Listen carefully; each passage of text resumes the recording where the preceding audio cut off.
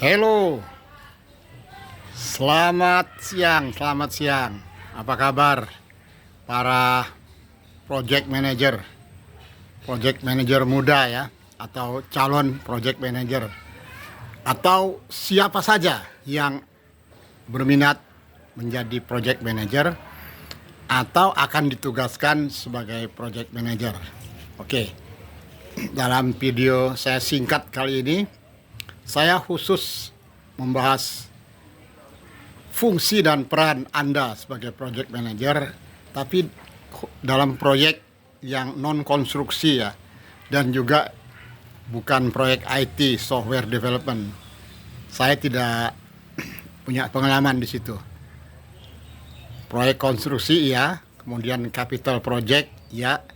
Nah, ini kita coba bahas bersama peran dan fungsi project manager untuk proyek. Misalnya contoh aja ya, kalau kita sepakat nggak membangun desa wisata. Nah, itu yang mungkin sekarang lagi semarak ya. Tiap-tiap desa, tiap-tiap kecamatan, tiap-tiap kabupaten ingin membuat desa wisata. Oke, jadi proyek kita adalah membangun desa wisata. Nah, Anda sebagai project manager, apa yang terfikir saat Anda ditugaskan sebagai project manager? Oke, tentunya yang pertama ya, Anda harus paham betul, menjiwai ya, apa tujuan proyek tersebut, apa tujuan membangun desa wisata. Nah, itu harus dijabarkan ya, kemudian disepakati bersama dengan semua stakeholder, pemangku kepentingan ya. Nah, yang kedua yang Anda harus kerjakan adalah merangkai tadi ya, tujuan tadi dalam proses inisiasi, di mana Anda harus pastikan Anda ditugaskan dengan formal ya, ada komitmen, ada janji dari yang menugaskan Anda. Oke, ada juga komitmen dari yang mendukung, stakeholder atau pemangku kepentingan lainnya, pemangku minat lainnya ya.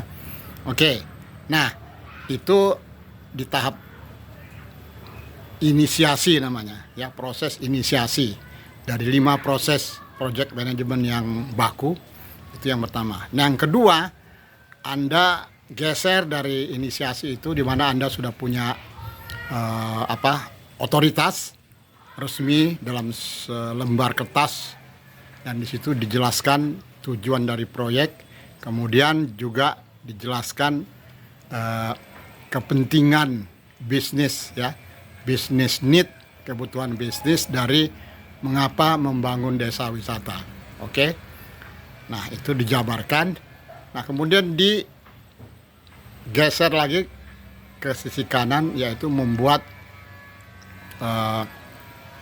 rencana proyek. Yang pertama Anda harus buat adalah scope ya, jadi merencanakan scope, lingkup pekerjaan. Oke. Nah, untuk itu ada form atau formulir namanya scope statement. Anda harus tuangkan, jabarkan semua rencana di dalam scope statement sebagai panduan awal nanti di dalam membuat rencana-rencana lain, apakah schedule, budget ya, komunikasi di dalam proyek, kemudian manajemen para rekanan ya, dan lain sebagainya. Oke. Nah, scope statement itu seperti ada di caption atas ini contohnya.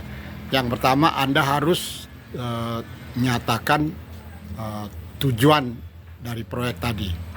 Nah, kemudian dari tujuan, Anda di bagian bawahnya juga harus membuat statement dari produk proyek ya. Jadi desa wisata ini nanti produknya seperti apa, itu harus dinyatakan di dalam narasi, dalam tulisan ya. Misalnya desa wisata yang menyediakan fasilitas untuk berkemah, kemudian ada edukasi agro, ada dukungan penginapan dari rumah-rumah di sekitarnya, dan lain sebagainya. Nah, itu harus dideskripsikan dengan jelas ya, dengan jelas dan tidak ambigu. Oke. Nah, setelah itu di scope statement di section ketiga Anda tulis apa yang Anda harus kerjakan. Jadi scope ya, lingkup pekerjaan, deskripsikan, tapi nggak usah detail, cukup yang utama saja. Oke? Sampai di sini jelas. Jadi kita membuat scope statement. Nah, seksi keempat, section 4, Anda harus menjabarkan, mendaftar project deliverable ya. Deliverable itu yang kita kerjakan, baik nanti berupa fisik atau berupa non fisik seperti desain, gambar, itu diserahkan kepada proses berikutnya, kepada aktivitas lanjutan. Oke, jadi project deliverable harus ditulis ya dengan jelas. Tapi juga enggak semua, cukup yang utama, key deliverable atau major deliverable. Contoh ya untuk desa wisata. Jadi ada penjabaran mengenai konsep desa wisata. Apa itu? Mungkin ada tulisan sedikit ya. Itu deliverable pertama. Deliverable kedua adalah hasil survei, laporan survei. Jadi ada survei yang untuk mengetahui ya situasi hari ini ya, apa saja potensi-potensi yang bisa dikembangkan. Oke, apakah ada sawah penduduk, kemudian akomodasi, kemudian juga prasarana masuk, fasilitas internet dan lain sebagainya. Nah, contoh deliverable ketiga yaitu rencana proyek ya, rencana proyek yang di sana sudah tergambar apa aktivitas yang harus dikerjakan pertama 6 minggu pertama, kemudian apa saja aktivitas berikutnya dan yang mana yang bisa dikerjakan paralel. Nah, itu contoh dari scope statement. Nah, di seksi berikutnya tentu nanti ada asumsi, batasan, constraint ya yang Anda harus jelaskan.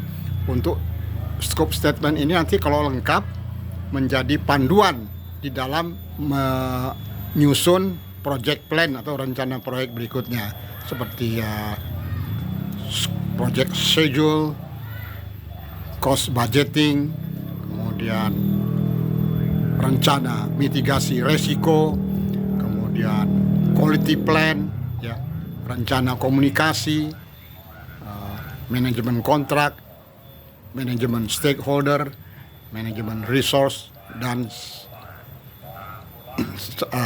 berikutnya secara detail ya. Oke, sampai di sini dulu.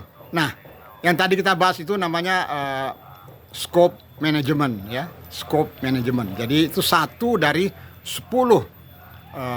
bidang pengetahuan project management sesuai panduan dari project management body of knowledge. Sampai jumpa di video berikutnya.